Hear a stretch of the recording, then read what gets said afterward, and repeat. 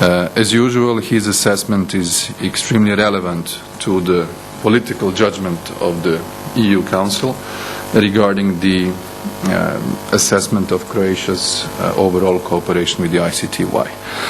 As you are aware, Croatia has fulfilled most of the requests by the tribunal and by the prosecutor.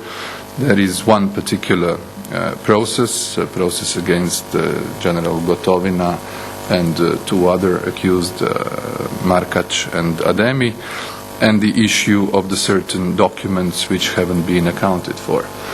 The Croatian side has invested maximum efforts and has showed full transparency in providing the prosecutor with all the documents that we were able to find and identify. There has been a special task force composed of several competent ministries as well as the intelligence services, and everything that was in our power was done to fulfill those requests by the prosecutor. We hope that his overall assessment of Croatia's cooperation will enable us to also open Chapter 23, which is currently in the pipeline of the Council's working group. In order to comment, I would say, very specific Croatia's process in the enlargement context, allow me just to say a few contextual specificities which were there on our way. First of all, we are one of the rare countries which started the contractual relationship with the European Union by immediately signing the association agreement, the stabilization and association agreement. We were not in the position, due to the situation in Croatia in the 90s and the EU policy, to sign the first step, which was normally a cooperation agreement. So our contractual relationship started only on the 29th of October 2001. After that, we faced a difficulty in the ratification process, also linked to the ICTY cooperation, when some of the member states actually slowed down and even officially blocked the national ratification procedure of the SAA. And we realized at the time that it was going to take more than a while until the SAA enters into force, and it is also a matter of perhaps a footnote for textbooks on the EU enlargement that it lasted 3 years and I think 3 months until it entered into force on the 1st February 2005. So instead of usual 18 months of national ratification, it has been more than 3 years until it entered into force. At the time, we thought the only way that Croatia could speed up this process was actually to apply for membership. And I remember the lobbying at the time we have undertaken in Brussels. It was not the union of the 27, it was the union of the 15th. The final days of the big 10 countries enlargement was about to be achieved here, and when we asked all of our colleagues whether we should apply and when should we apply, I have to admit that there weren't too many people who were keen on seeing another country applying for membership.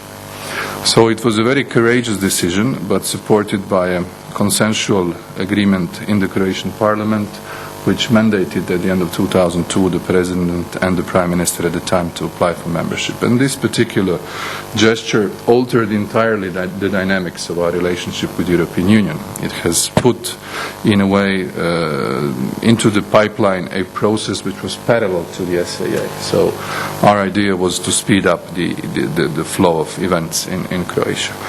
And I have to admit that the Greek presidency at the time was extremely helpful in managing and processing our application, because it was the first application to the EU after the entry of the Amsterdam Treaty, entirely linking the enlargement with the main criteria of democracy, human rights, and other fundamental freedoms. The process later on in 2005 was also burdened by, I would say, two particular events which dominated Europe 5 years ago. The first was that we were supposed to start the negotiations in the major institutional crisis only 5 months after the no in France and after the no in Netherlands. Basically, the constitutional treaty was going down and we were supposed to start another enlargement. So you can imagine that it was not the easiest context. To make things a little bit more complicated, We opened the negotiations in Luxembourg on the 3rd of October, the same day as another, for us, very friendly and important country, Turkey, which moreover complicated the entire enlargement process for Croatia. The events of the previous enlargement, and especially the lessons learned by the European Union side, also had as an effect the new methodology of negotiations. As you know, those of you who have followed the enlargement, the new negotiating framework, which was adopted back in December 2004, has made the accession process far more controllable for the EU side and far more difficult for the applicant country. Perhaps this new methodology will help us to be more prepared once we are in the club